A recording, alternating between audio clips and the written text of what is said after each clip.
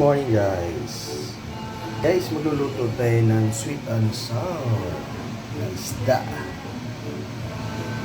Guys, ito yung ricados niya guys. Yan, kamatis, carrots, ginger, bawang, sibuyas.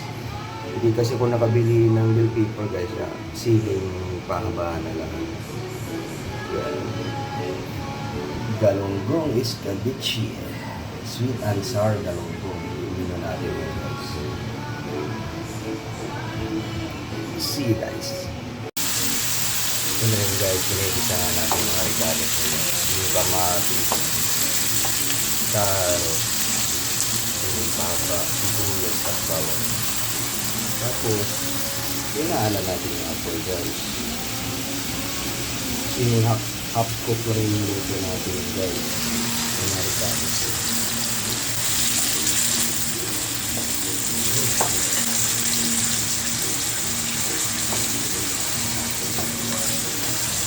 Tapos guys, lalagyan na natin yung sauce niya. Combination of vinegar, soy sauce, and sugar.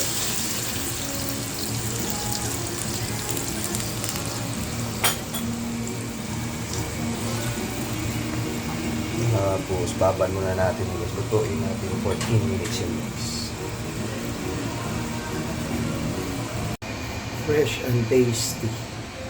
Fresh and tasty yung niluto natin ngayon guys na sweet and sour galunggong ala escabeche di Cebu di galunggong yung menu natin ngayon guys.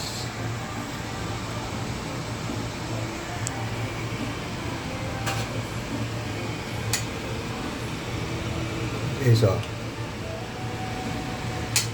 ala escabeche di galunggong.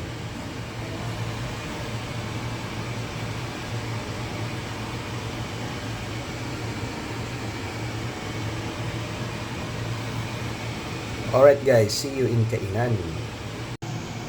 Ito na yung sweet and sauce na galunggong natin guys. Ala escabeche di galunggong. Ang sarap sa tanghalian to guys. Alright guys, let's eat.